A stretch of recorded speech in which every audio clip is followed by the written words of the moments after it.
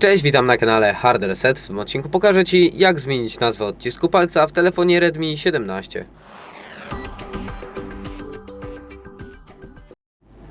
Aby zmienić nazwę odcisku palca w tym telefonie, będziemy musieli przejść do jego ustawień.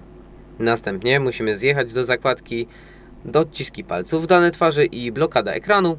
Tutaj zatwierdzamy hasłem do naszego urządzenia oraz naciskamy odcisk palca, w którym chcemy zmienić nazwę. Wybieramy przycisk zmień nazwę, a następnie możemy wymazać starą nazwę i wpisać tą, która nam pasuje.